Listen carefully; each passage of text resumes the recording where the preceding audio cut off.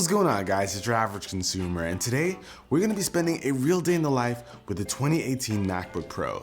And for those of you who've never seen one of my real day in the life videos, you're pretty much going to spend the day with me and the MacBook Pro while we test out different things like the battery life, performance, all of that good stuff. And this is the i9 model, so let's see how that goes. All right, guys, so right here, we've got the 2018 MacBook Pro. Now this is the maxed out version. So I'm talking i9, 32 gigs of RAM, 4 terabytes of storage, the bells and whistles, y'all. So we're gonna unbox this thing first and take a look at it. Now, personally, guys, I'm pretty excited for this. I've been editing on a MacBook Pro for, I think maybe like almost 2 years now. I only recently stopped editing on it when we got the iMac Pro. So this is something that's very exciting to me because when I'm on the go, I might be able to start using my Red cameras and have no issues in terms of editing on this guy, I'm hoping. So we're gonna see. And I just wanna put it out there. I did see Dave 2D's video about the i9 MacBook Pros.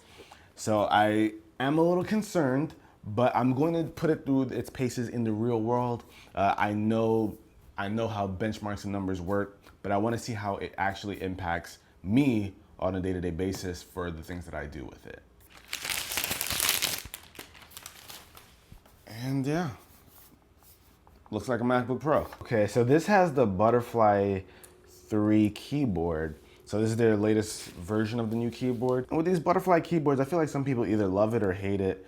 For me, it took some getting used to, but this one definitely feels a bit different. So when they say it's quieter, it definitely is. Oh yeah, that's much quieter. All right, guys, so we're actually in the new house right now. As you can see, we're got a lot of stuff going on. It's under construction. But I did want to get some product shots of this new router system that I'm going to be putting in here. It's one of the first things that I'm putting inside of here. So I want to get some footage of that with this camera. I got the C200 right here. So we're going to be transferring all of the footage that we shoot over to the MacBook Pro over here. This is 4K raw light, but we're going to see if it can handle that with no problem. Now, this is Final Cut Pro. So I'm going to see how mine handles working with raw footage. Hopefully it's not too bad. I want to see how it performs in the real world. It sucks that the benchmarks and everything that it's doing so far in Dave's video don't look too good, so I'm a little worried, but we'll see how it actually does once I get all this stuff transferred over. So, took a little break. It is a super nice day outside. I just been typing on some emails, and all right, so for the Butterfly keyboard, it definitely does take some getting used to, but for the third iteration of it, I do like how silent it is. Like, it's not something that's going to change your overall experience. It doesn't feel any better typing on it, but it is quieter, which is pretty much what they're going for. So is it comfortable? That all depends on your level of experience with it, but I can appreciate the subtle change. All right, so I'm still outside. Decided to wait a little bit, watch some anime, because I got some food coming. So I'm just chilling for a little bit. One thing, though, that I noticed is that the screen looks great. MacBooks always look good, and iMacs, the screens are always nice looking. It gets plenty bright for using outside. But something that's new with this MacBook is that it's got that True Tone feature. So right here outside, it's pretty warm, sun's out, looks pretty good. But if we go inside where I have a much cooler light, you'll see that it's gonna make a little shift. So let's actually go test that out. And for those of you who don't know what True Tone is, basically the screen will adjust to make the colors seem more consistent depending on your lighting situation. So in a really warm room like this, just eyeball testing it, I have an idea of what this looks like. The screen is a bit on the warmer side. If I take True Tone off, it looks much cooler. So it's got a little bit more blue compared to that orangey look when it's much warmer. And if I go to a room that is a lot cooler, you'll see the difference. So now we're in a much cooler room. You guys can see the lights up there. These are a lot cooler. And honestly, it looks the same to me, even though I am in a much cooler room. Now, if I take off True Tone in here, it got a little bit bluer, but not as much as what I saw in the other room. That's actually really cool. It's one of those features that I always take off on my iPhone. I don't really like True Tone on my iPhone, but for here, I feel like I'd leave it on the MacBook. And just to hit you guys with a bit of a battery update, this one's a little bit different. It's not like using my phone for a real day in the life because there are some programs here that are way more intensive than others, like Final Cut right now. But just to give you guys an idea of the kind of battery life that I saw today, we're at 66%. I would say I've been using this thing for like an hour and a half maybe. And with using Final Cut Pro, testing out a couple of different things, you know, that definitely does hit the battery quite a bit. But, you know, I also was watching some anime, like I said, and just some regular web browsing as well. So, you know, if you're gonna be using programs like Final Cut or Adobe, whatever it may be, anything that's going to really be taxing on the computer, you can expect to have to plug this guy in.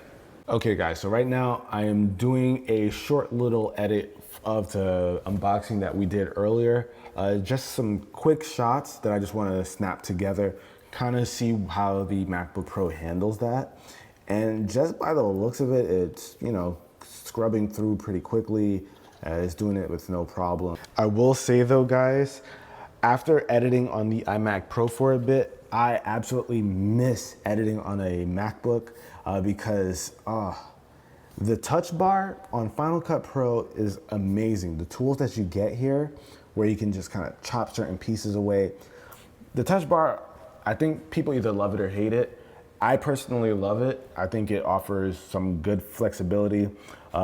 You get to do more things than you could with just the regular buttons that are there. So I really like the touch bar, and especially in Final Cut Pro, oh, forget about it. I love it. Apple, if you are listening, please make a keyboard with the touch bar built into it. A separate keyboard that we could use on the iMac or any other MacBook. Oh my God, that would be so amazing. Please. All right guys, so it is finally time. I fired up Final Cut Pro. I've got a 4-minute and 12-second video for my timeline. So we're gonna see how long it takes to render this out and export it. So I got my little stopwatch over here. And just so you guys can know what the CPU frequency is, right now it's showing 1.37. Okay, so now that it's rendering, let's see. It's at 2.9, 2.95, 2.88. All right guys, so I just finished rendering out the project. It took 11 minutes and 6 seconds to render it out. And the CPU frequency jumped around quite a bit. You can kind of see the usage right here. So it's kind of got this, it's a little spiky, not anything super drastic, but this is it right here. This is when it started to render out the project. Now I'm going to export it and see how long that takes. All right, so it just finished the export in 2 minutes and 15 seconds. And I gotta say guys, oh wow, it's at 3.87 right now. It's random. But I gotta say, that was very consistently staying at 2.9. It did dip ever so slightly a couple of times, but for the most part, it stayed very close to that. And a 2-minute export for a 4-minute video, that's not too bad. Now, I do wanna just compare it to what I'm typically used to. So I wanna see what that's like with my older MacBook. Okay, so this looks rather sporadic, just like this guy was. So we'll just see how long it takes. Okay guys, so it is officially the same time that the render finished here, so 11:06. We're at 56% rendered for this older MacBook Pro. 56%, so already this thing is almost twice as fast. So that's a good sign for this, but it also makes me feel like this isn't the best comparison. So I think instead of using a 2016 i7, we need to get our hands on the 2018. So yeah, you go ahead and cut it, man. All right guys, day 2. Now over here we've got the i7. I went and picked it up, and we of course have our i9 from yesterday, and we're going to do a render comparison, probably start them up at the same time. Just so you guys know, the base clock speed on the i7 is 2.6, and this is of course 2.9. So it looks like they're neck and neck, 13%, 14%, 14. And in terms of the CPU frequency, this one, they're both pretty sporadic, to be honest. If you're looking at this right here, you can see they're spiking quite a bit. So something that I am seeing on the i7, we've definitely got lower temperatures here. We're in the 70s for Celsius, and the i9 is still running around the 90s. So low 90s, mid 70s on this guy. So i9 definitely runs a bit more hot. So the i9 is done, and the i7 is at 92%, 93 now. Okay, so that's it. Looks like the i9 finished 50 seconds faster than the i7, and the i9 did run quite a bit more hot. It was between 20 to 15 degrees in difference Celsius. So it was hotter, of course, but it didn't throttle it enough to make this seem super comparable. They seem to come out the gates pretty close, and then the i9 still was able to pull away. So that was pretty much my day, and then some with the MacBook Pro. And this MacBook is largely the same laptop we've been seeing for the past couple of years, but with some changes more so under the hood. The overall design is the same, and the keyboard has been upgraded to be a bit more quiet and protect from dust entering underneath. And one of the additions that I like with the new MacBook Pro that I didn't really get a chance to talk about during the real day in the life is the addition of Siri. Well, at least being able to call out to Siri by just saying, "Hey Siri." So right from your laptop, you can call out to her and have her answer questions, pull up websites, and even open folders, which I think is a really cool feature. Now we've got to get to what everyone's talking about, and that's the performance. Is throttling present on the i9 version? Yes, it is. Now I've done a bunch of tests with the i9 MacBook, and it beat every other MacBook that I put it up against. But when I took a page out of my boy Dave's book and put it in the freezer, I did get even more performance out of it, so that does prove heat is impacting the performance. But oddly enough, I did the same thing with the i7 version of the MacBook by putting it in the freezer and got similar improvements to my results. So that leads me to believe that whatever we're seeing happen with heat isn't exclusive to the i9 processors. Now I don't say this to say all 2018 MacBooks have throttling issues, but more so to say that the i9 isn't acting any differently than the i7 does in all situations that I've tested so far.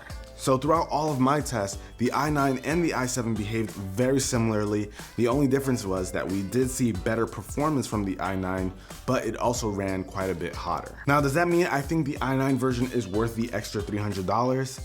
And for this question, I felt like I had to take a step back because I am a content creator who works with large 4K raw files, and I had to take a step back and kind of think about who's purchasing this. If I had to help a cousin or a friend make a decision who wants a high-spec MacBook, but isn't planning to work on crazy projects like some of the stuff that I work on, or maybe some kind of engineer, then I would tell them go with the i7, because honestly, with everyday tasks, you're really not gonna see the difference between the two. And at that point, you could just save your money and get some accessories or something. I do think it kind of sucks that we won't get the maximum benefit out of the i9 in our MacBooks, but if you really do like MacBooks, you like the style, or maybe you exclusively use Final Cut Pro like I do think that it is going to be the best MacBook that you can possibly purchase to get those kind of things out of it, if you don't mind shelling out $300 for it. For my job, I personally would go with the i9, but that's not something I widely recommend to everyone. If you're not doing demanding tasks, it's not what you need. But that about wraps it up for this video, guys. Hopefully my little bit of insight can shed some light on these new laptops. But if you enjoyed this video, be the cool guy or girl that gives it a thumbs up, and I'll catch you guys in the next one. Till then, it's your average consumer. Peace.